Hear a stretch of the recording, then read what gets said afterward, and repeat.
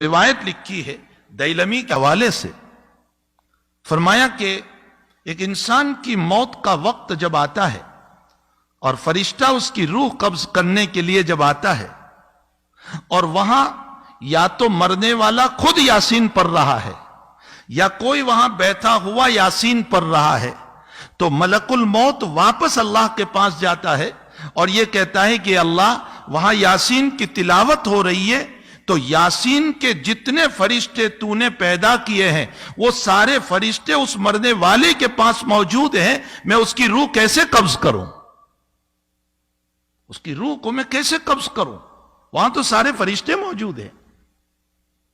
تو حدیث شریف میں جناب رسول اللہ صلی اللہ علیہ وسلم نے فرمایا کہ اللہ جنت کا داروغہ، جو جنت کے اندر اللہ تعالیٰ نے بنایا ہے سیکیورٹی گارڈ، اس کا نام رضوان ہے، یہ رضوان کو اللہ بھیجتا ہے اس مرنے والے کے پاس اور اس کو جنت کے نظائر بتاتا ہے کہ یہ تیرے لیے تیار ہے، یہ باغ ہے، یہ مکان ہے، یہ چیزیں اللہ نے تیار کر رکھی، اور اخیر میں وہ جملہ کہتا ہے اللہ تیرا منتظر ہے، چل جلدی تو۔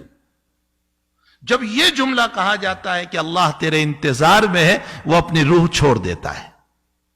یہ یاسین شریف کی برکت ہے۔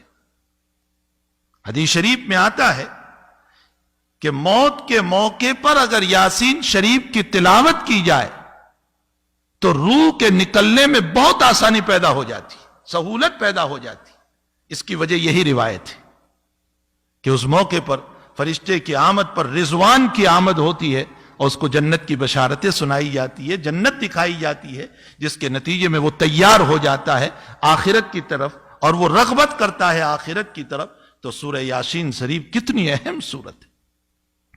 روایتوں میں ہے کہ بیماریوں کو دور کرنے کے لیے سورہ یاسین کی تلاوت ہے، اور اگر زیادہ بیماری ہے تو عروس القرآن پڑھو۔ عروس القرآن کا معنی سورہ رحمان، سورہ رحمان پڑھو۔ اور اگر لا علاج بیماری ہو گئی، ڈاکٹر نے منع کر دیا کینسر ہے اچھا نہیں ہوگا، ایڈس ہے اچھا نہیں ہوگا، فلاں بیماری ہے اچھی نہیں ہوگی، یہ وبا چل رہی ہے اور لنگز سارے ڈاؤن ہو چکے ہیں، اب یہ اچھا نہیں ہوگا، تو اللہ کے حبیب نے فرمایا سورہ تغابن پڑھو، اللہ لا علاج مرض کو اچھا کر دے گا۔ کتنی دیر لگتی ہے سورہ تغابن؟ 2 رکوع کی صورت ہے۔ یاسین شریف، سورہ رحمان، سورہ تغابن، ان صورتوں کے اندر اللہ نے کتنے فضائل رکھے۔ اور اگر الحمد شریف، اللہ اکبر، اللہ تعالیٰ قرآن کریم میں الحمد شریف کے باب میں یوں فرماتے ہیں کہ سبع المثانی والقرآن العظیم، فرمایا پورا قرآن اگر آپ کو دیکھنا ہو تو الحمد شریف ہے۔ اسی لیے روزانہ اہتمام کیا جائے الحمد شریف کے باب میں۔ مجدد الفسانی رحمت اللہ علیہ فرماتے ہیں کہ جیسے تیل ہوتا ہے، پیٹرول اور ڈیزل، یوں ڈالو اور بھڑک اٹھتا ہے، فرمایا سورہ فاتحہ وہ ایندھن ہے کہ یوں پڑھو گے اور اللہ تمہیں شفا دے دے گا، بشرطے کہ سچے دل سے پڑھو، یقین ہو اللہ تعالیٰ پر۔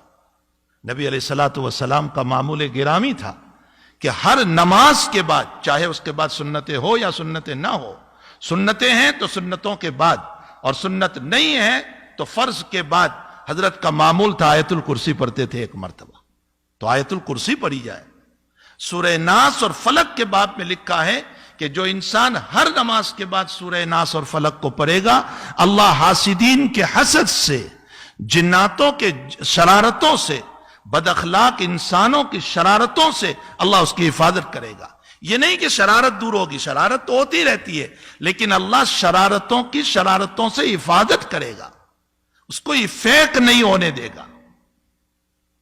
ایک حدیث شریف میں حضور پاک صلی اللہ علیہ وسلم نے فرمایا اگر تمہاری دنیا کے باب میں مسئلہ یہ ہو گیا کہ آمدنی کم ہو گئی، حالات ٹھیک نہیں ہے، ضرورتیں پوری نہیں ہو رہی ہے، آج سارے لوگ کہہ رہے ہیں نا ضرورتیں پوری نہیں ہو رہی ہے، آمدنی کم ہو گئی ہے، دکان ٹھیک نہیں چل رہی ہے، جاب نہیں مل رہا ہے، پریشانیوں میں مبتلا ہو گئے، اللہ کے نبی فرماتے روزانہ سورۃ الواقعہ کی تلاوت کرو۔ اس سورہ واقعہ کی برکت سے اور میں مسجد میں بیٹھ کر قسم کھا کر کہتا ہوں ہفتہ نہیں گزرے گا اللہ راستہ کھول دے گا. سورہ واقعہ کی تلاوت کرو, اللہ راستوں کو کھولے گا. جگہ جگہ جگہ جگہ ہمارے پاس علاج موجود ہے اور ہم صرف چلا رہے ہیں کہ یہ ہو گیا, وہ ہو گیا, فلاں ہو گیا, بیماریاں ہیں, مصائب ہے, حالات ہیں. جبکہ اللہ تعالیٰ نے اس آگ کو بجھانے کی اور ان بیماریوں کو رفع کرنے کے لیے ہمیں قرآن کریم دیا ہے. ہمیں چاہیے کہ اس عظیم المرتبت قرآن کی روزانہ تلاوت کریں. کم سے کم 1 مرتبہ یاسین شریف روزانہ پڑھنا چاہیے, کم سے کم. اور سورہ کہف کے باب میں ہے, حضور پاک صلی اللہ علیہ وسلم نے فرمایا جو انسان سورہ کہف کی تلاوت کرے گا اللہ دجالی فتنوں سے محفوظ رکھے گا اس کو. اگر دجال آ گیا تو دجالی فتنوں سے محفوظ رکھے گا. چلو آپ کہو گے ہمارے وقت میں دجال کہاں, ارے وہ بڑا دجال نہیں, چھوٹے دجال تو ہیں دنیا میں بہت سارے, جو 3 لوگ ہیں, فتنہ کرتے رہتے ہیں, لوگوں کو جو ہیں پریشان کرتے رہتے ہیں, حالات میں ڈالتے رہتے ہیں. یہ چھوٹے دجال کا معنی کیا ہے؟ فریب دینا, دھوکہ دینا. یہ لوگ آج تو موجود ہیں,